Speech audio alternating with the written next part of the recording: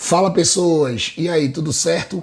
Para quem não me conhece, meu nome é Andrei, eu sou professor do canal Biologia com Tubarão e hoje eu estou aqui porque esse vídeo é dedicado aos alunos que vão fazer o SSA1 da UPE, ou seja, você que vai fazer a primeira parte do seriado da Universidade Estadual de Pernambuco, se liga nesse vídeo porque com certeza vai te ajudar muito, porque a gente vai dar dicas para que você acerte as 10 questões de biologia da prova, beleza? E assim, esse vídeo é muito especial porque esse vídeo eu vou dividir com um parceiro meu da biologia, o professor Toide, do canal Pergunta pro Toide, beleza? Então a gente vai fazer um bate-bola aqui para que você tenha várias dicas para detonar nessa prova da UPE. Tranquilo? Então assim, depois da vinheta a gente começa com todas as dicas. Então o tempo da vinheta vocês já sabem que é o tempo em que vocês se inscrevem nos canais. Agora no canal do Tubarão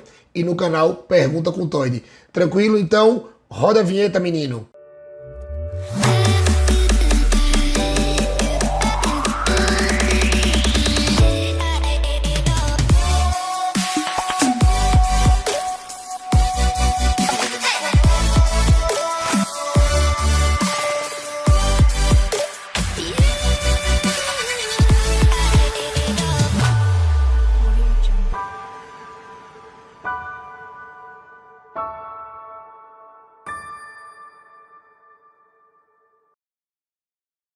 Ô camarada Andrei, estou muito feliz aqui por estar participando desta revisão fabulosa para esse processo seriado de avaliação que acontece aí na Universidade de Pernambuco. Muito bem, nós vamos já iniciar então com a dica número 1.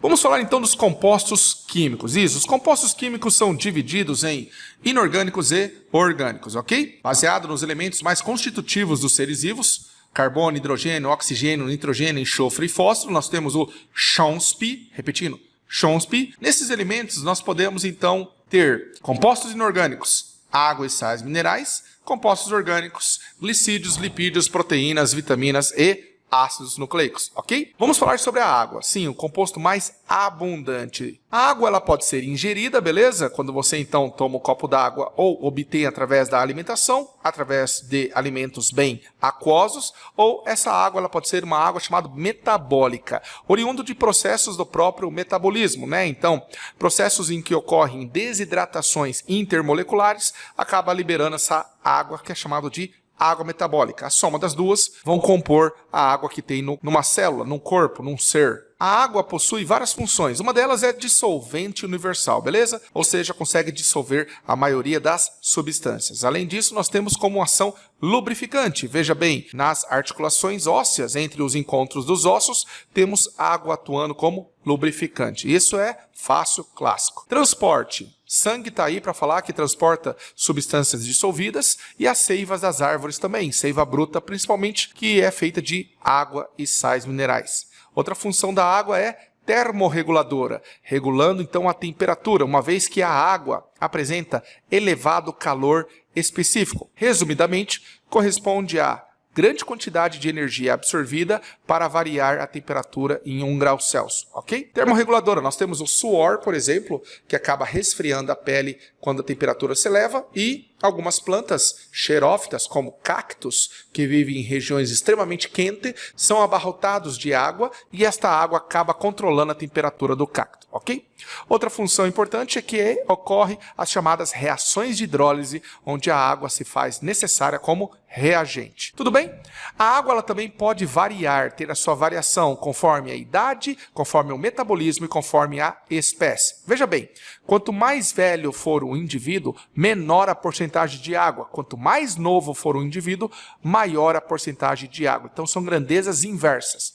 Um bebê é repleto de água mesmo porque o seu metabolismo é elevado. Já um idoso tem menos água porque o seu metabolismo é mais lento. A água pode variar de acordo com o metabolismo, né? Órgãos que trabalham por demais têm muitas reações químicas, dentre elas reações de hidrólise, e exige muita água. Então, cérebro e músculos são órgãos que apresentam grande teor de água, enquanto que quanto menor o metabolismo, menor a porcentagem de água. Por exemplo, um dente. Bom, qual é o metabolismo de um dente? Praticamente nenhum, uma vez que ele é composto por muitos minerais, então tem menos água. No caso do metabolismo, a variação é uma grandeza direta, beleza? No caso da idade, é uma grandeza inversa. Vamos voltar para o metabolismo. Quanto maior o metabolismo, maior a porcentagem de água. Quanto menor o metabolismo, menor a porcentagem de água. E varia de acordo com a espécie, tudo bem? Por exemplo, sementes apresentam de 3 a 5% de água no seu corpo. Afinal de contas, sementes muitas das vezes apresentam em estado latente, latência, dormência, quiescência. Temos também a água viva, que apresenta cerca de 97% de água no seu corpo. Um outro composto inorgânico é o sal mineral, ou seja, sais minerais. Os sais minerais, eles podem ser solúveis, dissolvidos em meio aquoso, por exemplo, sangue apresenta grande concentração de sais, além do que no interior da célula, no citoplasma, também encontramos sais dissolvidos, e o sal pode ser insolúvel ou imobilizado em determinadas estruturas, como por exemplo em ossos e dentes, ou se tratando de outros animais, por exemplo, conchas de moluscos, como as ostras, ok? Esses sais podem ser do tipo, vamos lá, cálcio. Cálcio é um sal mineral que vai compor ossos e dentes, então ele tem uma função estrutural, mas o cálcio também pode estar parcialmente dissolvido, auxiliando aí no processo de coagulação sanguínea, bem como nas contrações musculares, ok? Temos o ferro. O ferro, ele é um sal mineral importante e ele vai formar pigmentos como a hemoglobina, que transporta gases no sangue, e a mioglobina, que transporta gases no músculo. O ferro também está presente em citocromos, que são enzimas respiratórias encontradas no interior de cristas mitocondriais. O iodo, galera, outro sal mineral importante encontrado no sal de cozinha iodado do Brasil e frutos do mar. O iodo é importante porque ele vai compor hormônios da tireoide, T3 e T4. Vejam bem, T3, triiodotironina, T4, tetraiodotironina. São hormônios que aceleram o metabolismo de repouso ou metabolismo basal, ok? Magnésio, outro sal mineral importante, vai formar estrutura como ossos e dentes. Além do que, o magnésio compõe um pigmento encontrado na planta, responsável pela fotossíntese. Esse pigmento chama clorofila. Sódio e potássio, sais minerais importantes relacionados com a osmorregulação, ou seja, regulação osmótica do corpo. Além do que, fazem parte da eletricidade dos neurônios, o impulso nervoso. Se você já ouviu falar de bomba de sódio e potássio, está aqui a importância do sódio e do potássio, ok? E os nitratos são importantes, fontes de nitrogênio para compor determinados elementos, como aminoácidos, ácidos nucleicos. Afinal de contas, DNA e RNA, que são ácidos nucleicos, vão ser formados por bases nitrogenadas, ok? Além do que, o nitrato ele forma também o ATP. Vamos falar de carboidratos? Carboidratos, açúcares, glicídios, glucídios, as chamadas oses. Nem toda ose é um açúcar. Por exemplo, osmose não é um açúcar, é um processo relacionado a transporte de solvente. Glicose é um bom exemplo de carboidrato. Afinal de contas, a glicose é formada por C6H12O6. A glicose ela pode ser encontrada na forma fechada, mas nós representamos também na forma aberta, onde percebemos que apresenta uma função orgânica chamada aldeído com as hidroxilas. Portanto, ela é um poliálcool aldeído. Veja nas configurações fechadas, porque pode aparecer no vestibular tal configuração. A carbonila do aldeído acaba se ligando depois ao carbono 5, fechando o ciclo, ok? Dentre as classificações dos carboidratos, nós temos as seguintes, de acordo com o número de carbonos e de acordo com as unidades monoméricas, ok? De acordo com o número de carbonos, temos pentoses e hexoses, que são os mais comuns. As pentoses são carboidratos com 5 carbonos, enquanto que as hexoses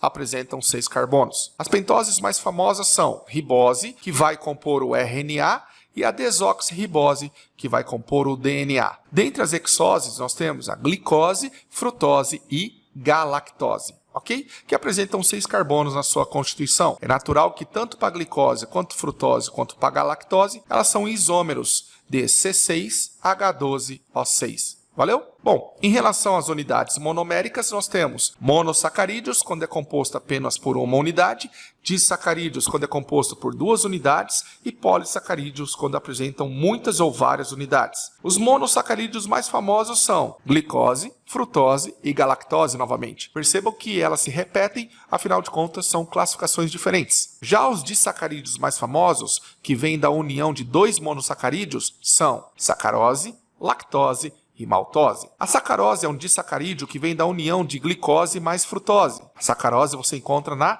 cana-de-açúcar. A lactose é um disacarídeo que vem da união de glicose mais galactose, e você encontra no leite. A maltose é um disacarídeo que você apresenta a união de glicose mais glicose. Você encontra em determinadas sementes, é o açúcar do malte. As ligações entre glicoses e outros monossacarídeos são chamadas de ligações glicosídicas. Repetindo, ligações glicosídicas, ok? Os polissacarídeos mais famosos são glicogênio, amido, celulose e quitina. Glicogênio e amido são reserva energética, sendo que o glicogênio é reserva energética de animal. Apresenta 25.000 glicoses, ligadas por ligações alfa-glicosídicas, encontradas em músculos e fígado. Então existe o glicogênio muscular e o glicogênio hepático, reserva energética. O amido é reserva energética de vegetal, encontrado em vegetais, estrutura como raízes. As batatas, por exemplo, apresentam alta concentração de amido, que é um polissacarídeo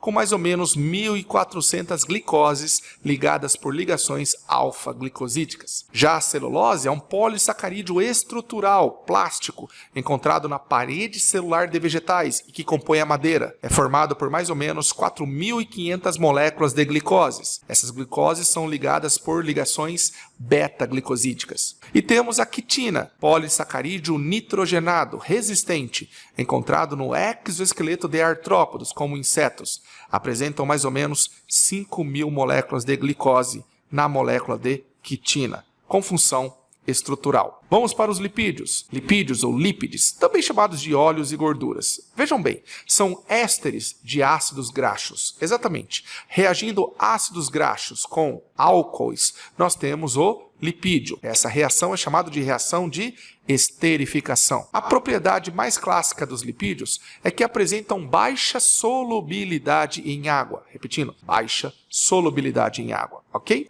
Dentre os glicerídeos, óleos e gorduras, podemos ter nos adipócitos, células encontradas em mamíferos, por exemplo, formando o panículo adiposo, ou hipoderme, ou ainda tela subcutânea. Adipócitos são células que armazenam lipídio sob a forma de glicerídeo. Os triglicerídeos são aqueles formados por 3 cadeias de ácidos graxos ligado a um álcool chamado glicerol, ou ainda propanotriol. É uma reação de síntese onde ocorre liberação de água. Essa água, já estudamos, é chamada de água metabólica. Nós temos as ceras ou cerídeos, que apresentam ácidos graxos ligados a um álcool que não é o mesmo álcool do glicerol. Ok? Formam aí ceras encontradas nas colmeias, cera de carnaúba, cera de babaçu, ceras que impermeabilizam as folhas e frutos e o cerúmen encontrado no ouvido. Temos os fosfolipídios, famosos, lipídios complexos,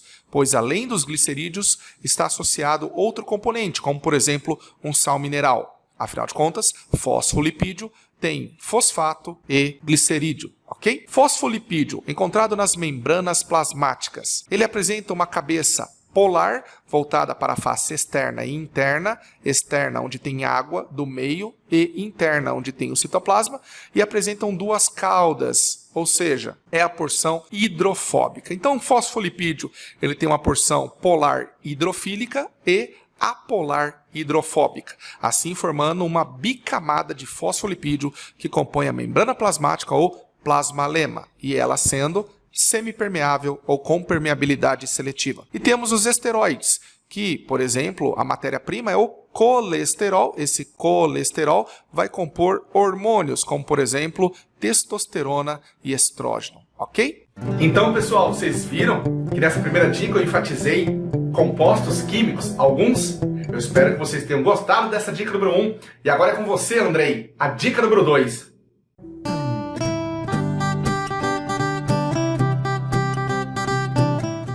Pronto, pessoas. Depois da primeira dica do professor Toide, vamos para a segunda dica. Eu quero que vocês fiquem ligados na parte de bioenergética.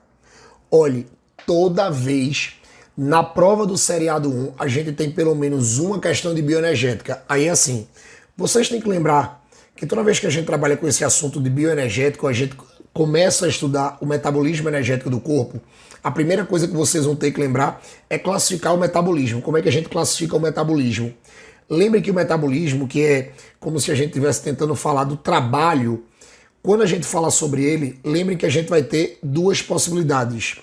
Eu vou ter o metabolismo, que a gente chama de catabolismo, que está todas as reações de quebra, ou seja, se você quebra alguma substância no corpo, você está fazendo uma reação de catabolismo, que também as pessoas chamam de reação de lise. Por exemplo, hidrólise, terminação lise, você já sabe que é uma quebra com adição de água, é um tipo de catabolismo. Quando a gente trabalha com o segundo tipo de metabolismo, a gente trabalha com o anabolismo. Sempre que vocês pegarem o anabolismo são as reações de síntese, menino, ou como a gente trabalha com as reações de formação. A gente vai trabalhar exatamente com as reações que formam as substâncias. Por exemplo, síntese proteica. A síntese proteica, que vocês também conhecem como tradução de proteína, que é quando a tua célula está produzindo proteína, é um exemplo de anabolismo. Tranquilo? Agora, o que é que acontece? Nesses processos bioenergéticos, ou os processos bioenergéticos, eles são classificados em dois grupos. Os processos endotérmicos e os processos exotérmicos. Aí, presta atenção em mim. Quando você pega o processo endotérmico, prefixo endo, anota aí, prefixo endo, para dentro. Então, o processo endotérmico é um processo em que tu absorve energia. Aí você pode dizer assim, mas por que vai ter que absorver energia? Porque o produto final é mais energético do que os reagentes, ou seja, o produto final tem mais energia do que a matéria-prima. Então, a matéria-prima tem que absorver energia para poder produzir um produto com muita energia. Aí você pode dizer, e quais são os processos que são ou que a gente diz que são processos endotérmicos? Lembrem que os processos endotérmicos são os processos de formação, ou seja, é a fotossíntese e a quimiossíntese. Fotossíntese, você usa a energia da luz. Quimiossíntese, você usa a energia de substâncias químicas. Aí vocês tomem cuidado na prova do seriado, porque quando eles falarem da fotossíntese, eles vão relacionar a fotossíntese com uma organela chamada de cloroplasto. Lembre que o cloroplasto tem umas estruturazinhas, ou melhor, tem regiões em que você vai encontrar as fases da fotossíntese. Por exemplo, dentro do cloroplasto a gente tem aquelas moedinhas que são chamadas de tilacoides. Lá nos tilacoides a gente tem a clorofila.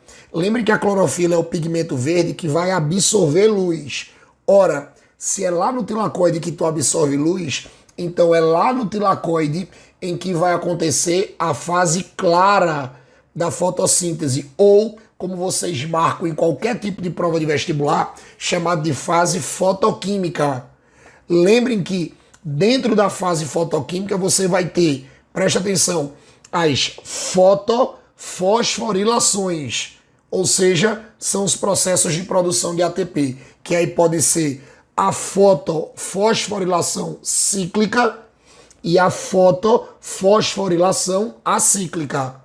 Tranquilo? Não esquece disso. E lembre que na fase clara também acontece a fotólise da água, que é quando você quebra a molécula de água para doar elétrons para a clorofila da fase acíclica e você libera oxigênio. Aquela coisa que você escuta no colégio, que a plantinha libera oxigênio para o ambiente, o oxigênio do ambiente vem da fotólise da água, da fase clara, que acontece nos tilacoides do cloroplasto. Beleza? Agora lembrem que dentro do cloroplasto você também vai ter um espaço interno chamado de estroma. Lá no estroma eu não tenho clorofila, então o estroma não absorve luz.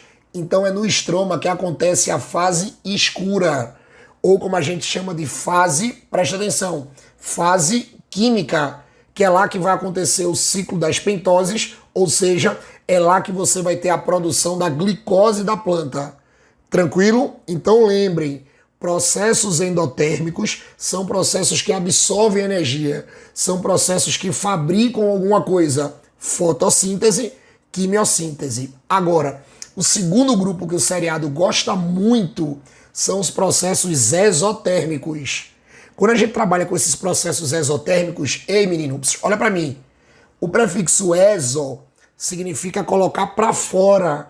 Então o processo exotérmico é aquele processo que você tem liberação de energia. Aí você pode dizer, tá André, mas por que vai liberar energia? Porque o produto final tem menos energia do que os reagentes. Ou seja, o produto do processo tem menos energia do que a matéria-prima. Então durante o processo tu vai ter que liberar energia. Tranquilo? Aí já vou dando uma dica. Quando vocês pegarem esses processos esses processos exo são processos de quebra. Você vai quebrar a glicose. Tranquilo? Que aí tem um detalhe. Se você quebra a glicose com a presença de oxigênio, ou seja, usando o oxigênio como aceptor final das moléculas de hidrogênio, a gente vai dizer que isso é a respiração aeróbia. Eu sei que vocês já escutaram que assim, respiração aeróbia, a gente usa oxigênio. Tá, eu sei que a gente usa, mas a gente usa para quê? Lembrem que o oxigênio do processo, ele vai servir como aceptor final dos hidrogênios. Porque se a gente lembrar um pouquinho da química, quando a gente termina o processo da respiração aeróbia, a gente vai terminar com os hidrogênios livres. A gente sabe que esses hidrogênios não podem ficar soltos. Ah, mas por que eles não podem ficar soltos, Andrei? Porque eles vão diminuir o pH da célula, podendo provocar uma acidose na célula e matando a célula. Ou seja, matar a célula. Aí o que é que vai acontecer? O oxigênio vai e pega o hidrogênio e forma água. Como o oxigênio ele vai ser o aceptor final desses hidrogênios, é por isso que a gente chama de respiração aeróbia. Agora, o que é que vocês têm que lembrar? A respiração aeróbia, olha para mim. Olha para mim que não pode esquecer isso para a prova não. Tem 3 etapas. Tem a glicólise, tem o ciclo de Krebs e tem a cadeia respiratória. Lembrem que a glicólise é a quebra da glicose em 2 moléculas de ácido pirúvico. Ei, vai ter um saldo positivo de ATP de 2 ATPs para a célula. Essa quebra. E um detalhe, acontece no citoplasma. Ah, André, mas eu escutei que a mitocôndria participa. Eu sei, monstrinho, que a mitocôndria participa, mas ela não participa da primeira etapa. Ela participa só da segunda e da terceira. Porque quando o ácido pirúvico é produzido na primeira etapa, ele entra na mitocôndria. Quando os ácidos pirúvicos eles entram na mitocôndria, eles vão para a matriz mitocondrial, começar a segunda etapa, que é o que a gente chama de ciclo de Krebs ou ciclo do ácido cítrico. Lembrem que é no ciclo de Krebs que a gente vai produzir mais 2 moléculas de ATP para a célula. E é no ciclo de Krebs que a gente tem a liberação do CO2. Aquela historinha que você inspira oxigênio e bota CO2 para fora, o CO2 que a gente bota para fora vem lá do ciclo de Krebs, ou seja, vem lá da segunda etapa da respiração aeróbia, beleza? Aí quando você termina todo o ciclo de Krebs, as moléculas de NAD que foram formadas, ou melhor, as moléculas de NADH2 que foram formadas na primeira e na segunda etapa, e a molécula, ou melhor, as moléculas de FADH2 que são produzidos no ciclo de Krebs, vão tudo para as cristas mitocondriais, fazer a terceira etapa, chamada de cadeia respiratória. Aí na cadeia respiratória você vai ter a maior produção de ATP. Na cadeia respiratória você pode chegar até a 34 moléculas de ATP. Aí, ora, se na cadeia respiratória você pode chegar a 34 ATPs, com mais 2 ATPs do ciclo de Krebs e mais 2 ATPs da glicólise, você pode chegar no final do processo com 38 moléculas de ATP. Tranquilo? E lembrem que é no final do processo, como eu disse no começo aqui da explicação, que o oxigênio vai se juntar com o hidrogênio e formar água. Então, é na cadeia respiratória que a gente tem a formação de água. Tranquilo? Aí você pode dizer, tá, mas só tem a respiração aeróbia como processo exotérmico? Não. Tem que lembrar das fermentações. Lembre que a UPE adora fermentação. E quando ela fala dessas fermentações, a gente vai ter dois tipos: a fermentação alcoólica e a fermentação lática. Lembrem que na fermentação alcoólica você vai ter a glicose. Essa glicose é quebrada em duas moléculas de ácido pirúvico, ou seja, acontece a glicólise e depois cada molécula de ácido pirúvico vai formar um álcool etílico, ou seja, uma molécula de álcool etílico. O que é que vocês não podem esquecer? Na transformação do ácido pirúvico no álcool etílico, você vai ter liberação de CO2. Então é por isso que é nessa fermentação alcoólica que a gente observa na padaria, por exemplo, na produção de massas. Eu acho que todo mundo já escutou aquela história que você joga fermento numa massa e deixa a massa descansar para ela crescer. Ela vai crescer pela liberação de CO2 que vai acontecer na fermentação alcoólica daquela massa. Tranquilo? E lembrem que essa mesma fermentação alcoólica, ela também vai ser muito usada na indústria das bebidas, por causa do álcool. Tranquilo? E um detalhe, Andrei, a fermentação vai liberar alguma energia ou vai dar alguma energia? Vai. Se no começo da fermentação você tem a glicólise, então você vai produzir duas moléculas de ATP. Tranquilo? Agora, se você faz a glicólise, ou seja, pega a glicose, forma duas moléculas de ácido pirúvico e cada molécula de ácido pirúvico forma um ácido lático, a fermentação não é mais alcoólica, é chamada de fermentação lática. E olhe, pelo amor de Deus, monstrinho, se cair na prova da UPE, fermentação lática não libera CO2. Ei, olha para mim, repete comigo aí. Fermentação lática não libera CO2. Fermentação lática não libera CO2. Beleza? A gente só libera CO2 na fermentação alcoólica. Tranquilo? Aí você pode dizer assim, tá, mas eu já escutei uma história da fermentação lática. Eu sei que tu já escutou. A fermentação lática a gente fala muito dos problemas musculares. Geralmente toda vez que a UPE bota a fermentação lática, ela vai falar das câimbras, da dor muscular, porque quando a gente não se alonga direito, quando a gente não se alonga de forma correta e começa a fazer uma atividade muito intensa, o músculo começa a precisar de muita energia. Sendo que você não oxigenou o músculo, você não vai ter oxigênio no músculo. O músculo não vai esperar. De vez de ele fazer um processo aeróbio, ele começa a fazer um processo anaeróbio. Por que anaeróbio? Porque não vai usar oxigênio. E qual é o processo anaeróbio que vai ser feito no músculo? Fermentação lática. Aí quando ele começa a fazer muita fermentação lática, claro, com a capacidade energética bem pequena, porque assim, lembre que nas fermentações você só produz energia na glicólise. Então você vai produzir muito ácido lático no músculo. Isso vai começar a queimar as fibras do músculo, aonde vai provocar as dores musculares e até, em casos de níveis muito altos de ácido lático, vai provocar exatamente as câimbras. Tranquilo? Então, lembrem que os processos exotérmicos são respiração aeróbia e os processos anaeróbios, fermentação alcoólica e fermentação lática. Tranquilo? Gostou dessa dica 2? Então, chega aí, Toide. Vamos para a dica 3. Se liga no professor Toide. Valeu! Nossa, Andrei, fabulosa essa dica sua. Sim, pode deixar comigo agora que eu vou falar da dica número 3. Acompanha aí, galera.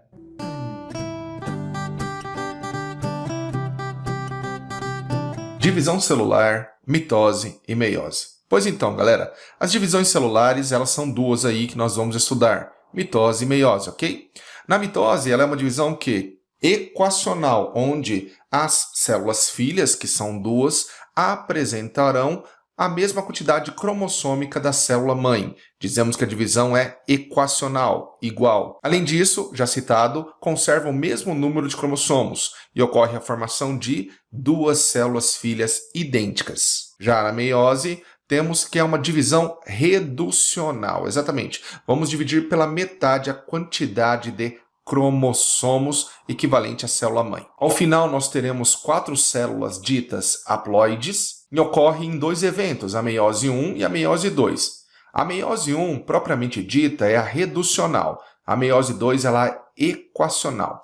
Então, após a primeira divisão meiótica, formam-se duas células, já haploides, inclusive. Após a meiose 2, nós temos 4 células haploides, pois a meiose 2 ela é equacional e ela então vai manter a quantidade cromossômica, veja bem, quantidade cromossômica resultante da meiose 1. Então, temos 4 células ao final. Mas a célula, sendo uma unidade viva, ela apresenta um ciclo, onde ela nasce, onde ela cresce, onde ela reproduz e ela morre. Ok? A morte programada celular é chamada de apoptose, mas isso vai ficar para um tema em outro momento. O ciclo celular, ele subdivide-se em intérfase e fase M. Vejam bem, intérfase e fase M. A intérfase é subdividida em fase G1, onde esse G significa gap e ocorre síntese de RNA e síntese de proteínas. Temos a fase S, de sínteses em inglês, que significa duplicação e replicação de DNA. Portanto, aquele cromossomo que era simples, apresentando uma molécula de DNA, agora passa a ser um cromossomo duplo, com 2 cópias de moléculas de DNA. Então, a fase S ocorre a duplicação ou replicação do DNA. E depois nós temos a fase G2, ou Gap2, onde ocorre síntese de RNAs e proteínas, ok? Determinadas células não dividem-se porque interrompe-se numa fase chamada G0. São células ditas permanentes, como por exemplo a que ocorre no cérebro, como os neurônios. Mitose, galera. As funções da mitose. Então, ela é uma reprodução agâmica, ou seja, assexuada em seres microscópicos, como por exemplo bactérias que realizam cisciparidade ou bipartição. Também ocorre em seres pluricelulares, como por exemplo brotamento ou gemiparidade, que são reproduções assexuadas. Também serve para fornecer o crescimento do ser, responsável pela regeneração de determinadas estruturas, e formam gametas em plantas. Nos animais, os gametas, que são células sexuais, são originadas por meio de meiose, porém em plantas e em algas temos gametas vindo por mitose. As etapas da mitose são prófase, metáfase, anáfase e telófase. É aquela velha frase, prometa Ana telefonar, prófase, metáfase, anáfase e telófase. O aluno tem que conhecer todas as etapas. Então nós vamos começar aí pela primeira, chamada de prófase, ok? Ou fase 1. Na prófase nós temos a migração dos centríolos para polos opostos. Se você não se recorda o que são centríolos, assista a aula 2. Ocorre também a compactação dos cromossomos, então a cromatina começa a assumir uma forma singular chamada de cromossomo e desaparece a carioteca e o nucleolo, ok? Também temos a formação das fibras do fuso, do áster e do fuso mitótico. Ou seja, as fibras do fuso são formadas a partir de regiões chamadas de centrossomos, que contêm os centríolos, naqueles seres que apresentam centríolos. Aqui vale um adendo. Vegetais superiores não apresentam centríolos. Vegetais inferiores apresentam centríolos. Bom, o que importa é que as fibras são formadas por microtúbulos, onde existem zonas de polimerização e existem zonas de despolimerização, ok? Então, os microtúbulos são formados por proteínas conhecidas por tubulinas. Na metáfase, nós temos o quê? A máxima compactação dos cromossomos, atingindo um estágio possível de se visualizar com o uso do microscópio óptico, e temos a formação da placa equatorial, ou seja, placa metafásica, onde os cromossomos ficam alinhados. É importante compreender que algumas substâncias, como a vinblastina e colchicina, são usadas em meios de cultura para paralisar a divisão celular, interromper a divisão celular, pois essas duas substâncias desintegram os microtúbulos, impedindo a fase seguinte, que é a anáfase. Assim sendo, quando usamos a colchicina e a vinblastina, a divisão celular interrompe-se em metáfase. Neste momento é importante porque você consegue aplicar a citogenética e visualizar os cromossomos no microscópio óptico. A fase seguinte é a anáfase. A anáfase vai ocorrer a separação das cromátides irmãs, os centrômeros se duplicam e acabam sendo arrastados cromossomos únicos para cada célula. Como o cromossomo duplicado é formado por duas cromátides e essas são irmãs, na hora de arrebentar e segregar ou separar, ocorre a separação das cromátides irmãs, ok? A última fase da mitose é a telófase. A telófase basicamente é o contrário da prófase. Descompacta o material genético, retornando ao estágio de cromatina, forma-se a carioteca e o nucleolo que haviam sido desintegrados na prófase e ocorre a citocinese, que é a divisão do citoplasma. A citocinese ela pode ser centrípeta, como nos animais, ou seja, na demonstração esquerda, ou ela pode ser centrífuga, que ocorre em vegetais, na demonstração direita. No caso da citocinese centrífuga, pequenos fragmentos oriundos do complexo de Golgi formam a lamela média, e essa lamela média acaba dividindo do centro para a periferia, daí o termo centrífuga, ok?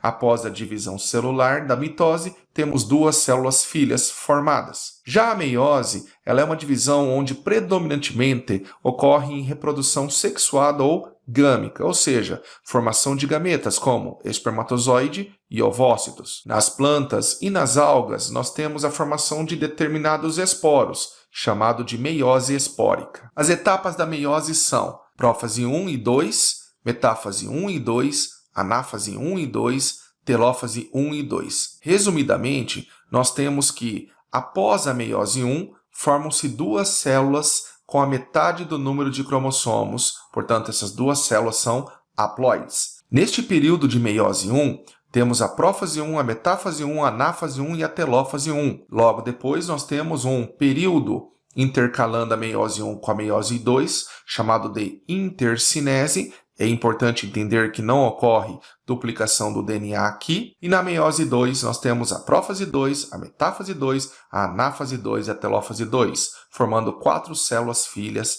haploides ao final. Galera, a meiose 2 é muito similar à mitose. Portanto, um bom estudo em relação à mitose vai te ajudar a compreender a meiose 2.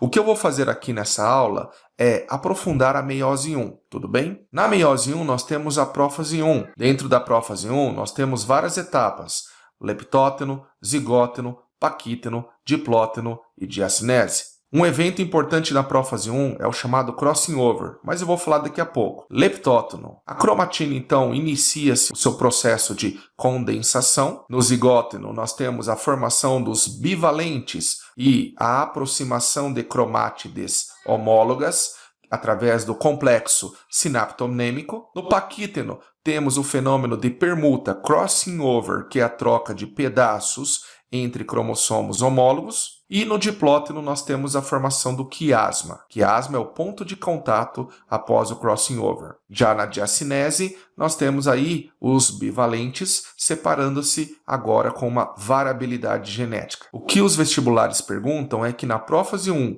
por ocorrer o crossing over, também chamado de recombinação gênica, isso aumenta a variabilidade genética ou diversidade genética dos gametas. A metáfase 1 ocorre a máxima condensação dos cromossomos, a máxima compactação dos cromossomos, só que aqui os cromossomos ficam um à frente de outro, chamado de cromossomos homólogos, e por isso nós temos uma placa metafásica dupla, e é importante vocês, alunos, compreenderem e diferenciarem a metáfase da mitose, que tem uma única placa metafásica, com a metáfase 1 da meiose 1, que apresenta placa metafásica dupla, ok? Retorna aí o vídeo para mitose e veja a fase de metáfase. Já na anáfase 1, nós temos a separação dos cromossomos homólogos. Vale lembrar que na mitose, nós tínhamos a separação das cromátides irmãs. O evento aqui da anáfase 1, a separação dos cromossomos homólogos, é o responsável por formar células haploides com a metade do número de cromossomos originais. Então, vamos diferenciar a anáfase da mitose da anáfase 1 da meiose 1. A telófase, então, você tem o final, ou seja, o reaparecimento da carioteca, o reaparecimento do nucleolo e a citocinese, que nesse caso foi centrípeta, de fora para dentro, formando duas células após a meiose 1. Inicia-se então o momento de intercinese, como se fosse uma intérfase, só que em menor tempo. Logo depois, adentrando a meiose 2, formando 4 células ao final, haploides. A meiose 2 ela é muito parecida com a mitose, portanto ela não vai ser elucidada aqui neste momento. Estudar a meiose é importante por conta de processos como a gametogênese. Gametogênese ocorre a formação de células gaméticas.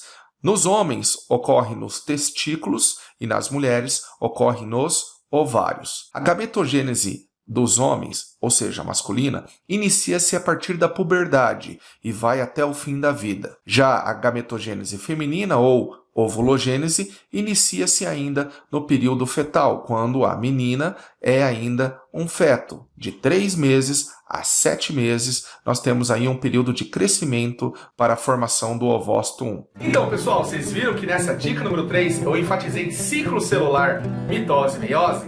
Pois é, agora é com você, Andrei. Dica número 4.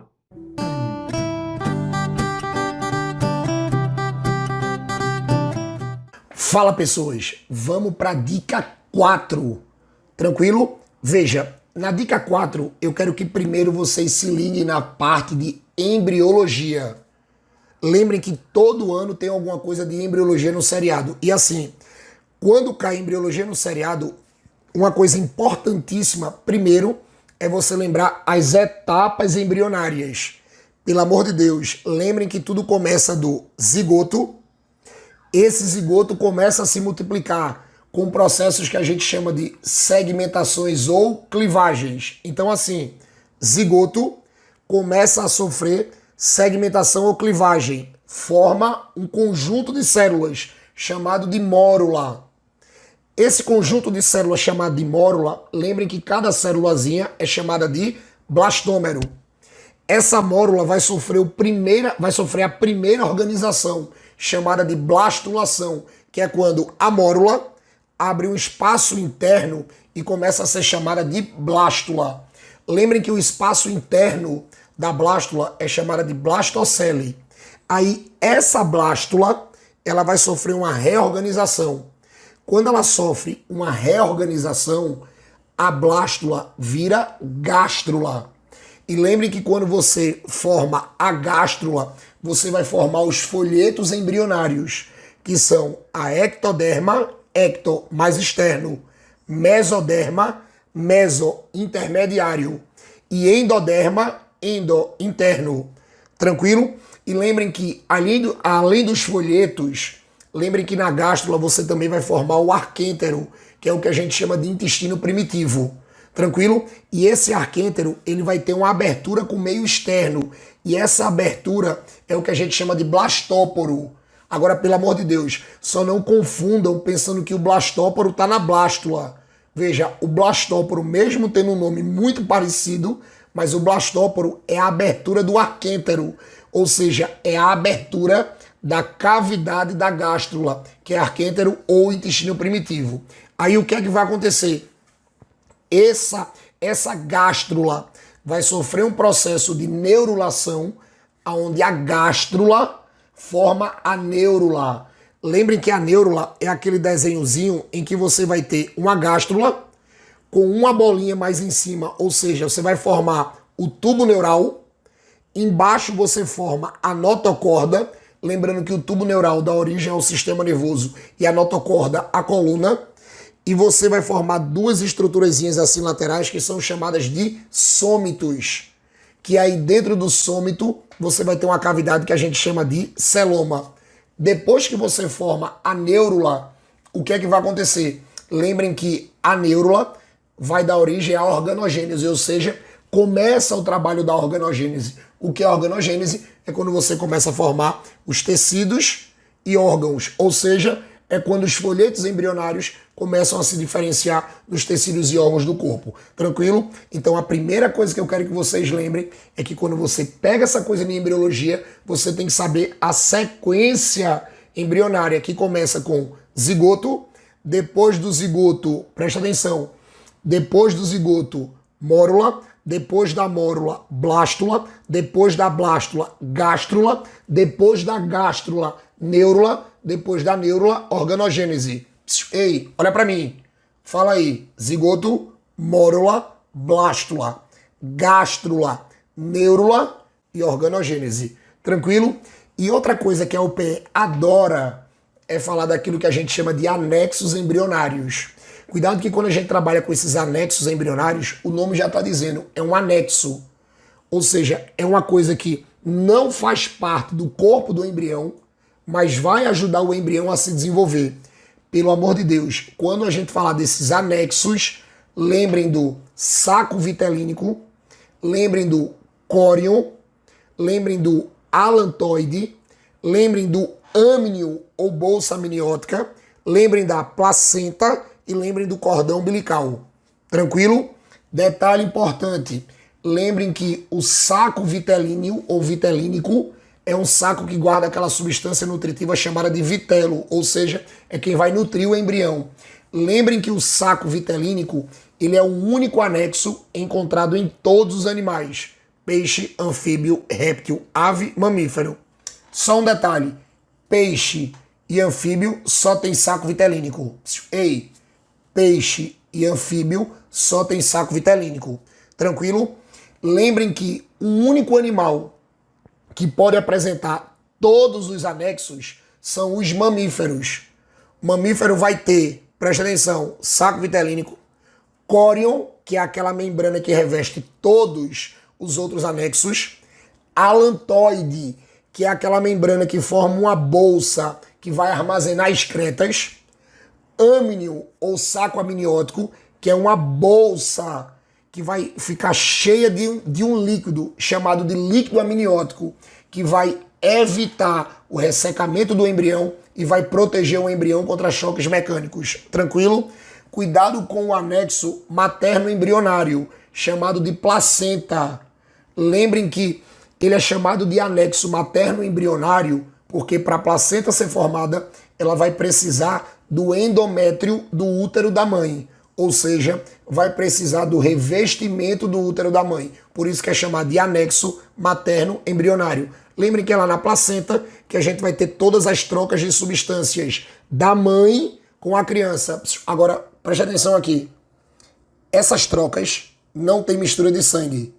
Ei, na fase gestacional, eu não tenho mistura de sangue com a criança, ou melhor, mistura de sangue da criança com a mãe. Tranquilo? Lembrem que é tudo feito a partir de difusão, passando de mais para menos. Beleza? E depois eu tenho o cordão umbilical, que é exatamente a ligação da criança na placenta.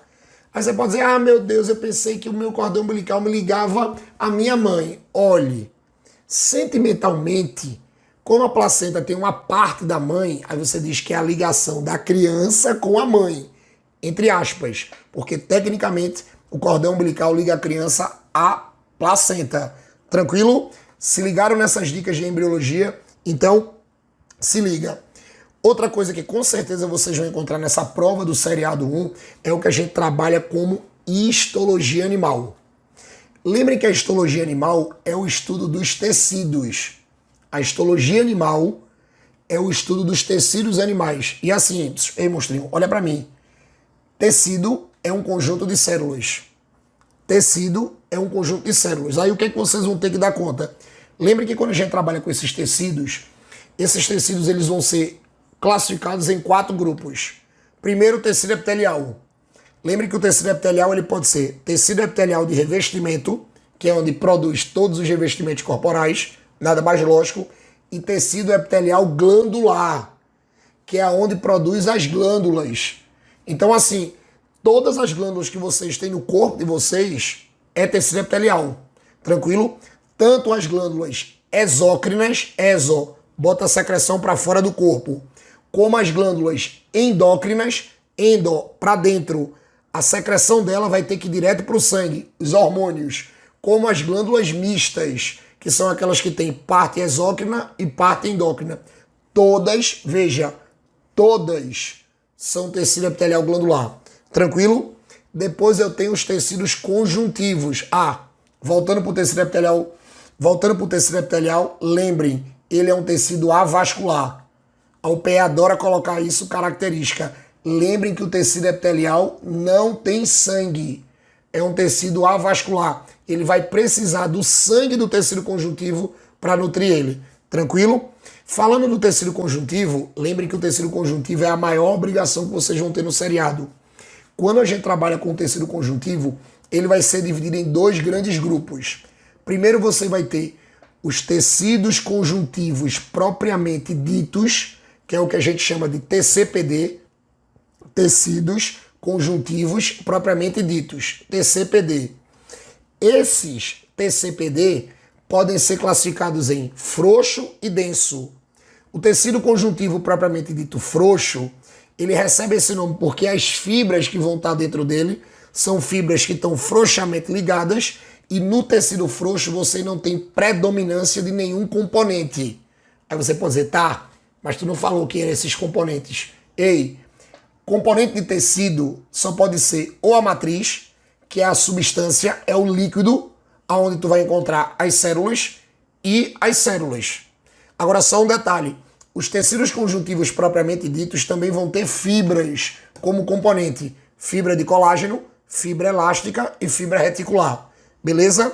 Lembrem que quando a gente fala de células do propriamente dito, no propriamente dito você vai encontrar os macrófagos, os fibroblastos, os mastócitos, os plasmócitos e as células indiferenciadas, beleza? Então, no tecido frouxo, você vai ter todos esses componentes que eu falei, sem predominância de nenhum.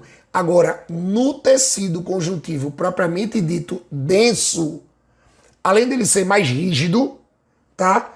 Ele vai ter predominância. Veja, eu não estou dizendo que ele só vai ter aquilo. Ele vai ter predominância de alguns participantes. Por exemplo, ele tem todos os componentes, mas ele vai ter uma grande predominância de fibroblastos e fibras de colágeno. Aí assim, como ele vai ter muita fibra, esse tecido denso, se essas fibras forem organizadas, você vai dizer que ele é denso modelado. Agora, se as fibras forem desorganizadas, todas espalhadas, aí você vai dizer que esse tecido denso ele é não modelado. Beleza? Lembrando que esse tecido modelado, você vai ter como principal exemplo no corpo os tendões, que é aquela estruturazinha que vai trabalhar no sistema locomotor. Tem muita gente que pensa que tendão é cartilagem. Tem gente que fala até que tendão é osso, pelo amor de Deus. Tendão não é cartilagem e tendão não é osso. Tendão é tecido conjuntivo propriamente dito denso modelado. Beleza? Aí você pode dizer, tá, e o não modelado? O não modelado tu vai encontrar na derme, junto com o tecido frouxo, que é a segunda camada da pele. Lembrem que a pele, basicamente, você vai ter três camadas. A epiderme, que é tecido epitelial de revestimento, a derme, que é tecido conjuntivo propriamente dito, e a hipoderme, que é tecido adiposo. Tranquilo? E assim, falando dos tecidos, falando do tecido adiposo, lembrem que o tecido adiposo ele vai estar no segundo grupo dos tecidos conjuntivos, que são aqueles que a gente chama de tecidos conjuntivos especiais. Dentro dos tecidos conjuntivos especiais, a gente vai ter adiposo, que é aquele cara da gordura, é o tecido gorduroso. Cartilaginoso, que é o tecido que forma as cartilagens. Tecido ósseo, que é o tecido mais rígido do corpo, mais duro, forma o osso. Tranquilo? Tecido hematopoético. Ei, não é palavrão não. Olha pra mim, monstrinho. Hematopoético. Esse tecido hematopoético, ele não é o sangue. Ele é quem forma o sangue.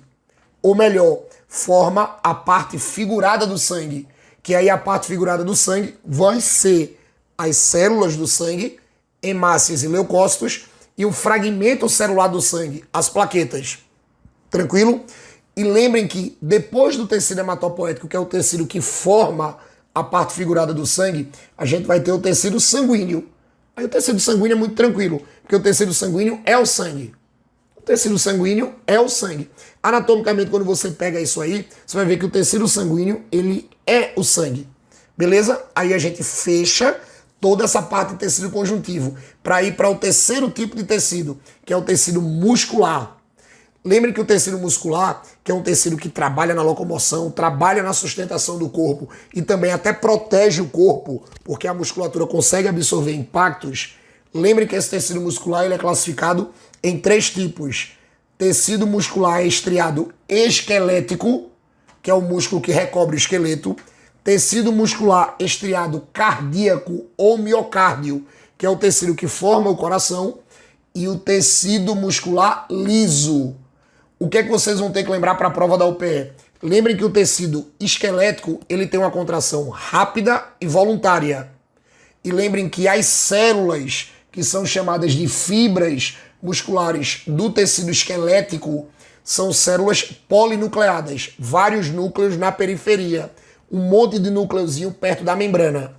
Quando a gente fala do tecido muscular estriado cardíaco, ele também tem uma contração rápida, beleza, mas ela é involuntária. A gente não coordena o coração. Você vai dizer assim, ah, meu Deus, o meu amor está chegando perto de mim. Bata 200 vezes. Não. Bata 300 vezes. Não. Bata 50 vezes. Não. Ninguém consegue coordenar, ninguém consegue coordenar o trabalho do coração. Por isso que a gente diz que ele tem uma contração involuntária. E as fibras do coração, ou seja, as células do coração, ela vai ter 1 ou 2 núcleos centralizados, ou seja, no meio da fibra. Tranquilo? E por último, eu tenho um tecido muscular liso, que é o tecido que tu encontra, por exemplo, no tubo digestório, esôfago, estômago e intestinos. Aí lá tem que ter músculo? Tem. É por isso que vocês já devem ter escutado alguma coisa, que é o tecido muscular liso que faz a contração do tubo digestório, que a gente chama de peristaltismo ou movimentos peristálticos. Lembrem que o tecido muscular liso ele tem uma contração lenta, mas involuntária. A gente também não coordena. E a célula dele, ele é chamado de liso, porque a célula não vai ter, ou melhor, as fibras dele não vai ter umas linhazinhas, não vai ter as estrias. É totalmente lisa e vai ter um núcleo centralizado. Beleza? E por último eu tenho o tecido nervoso.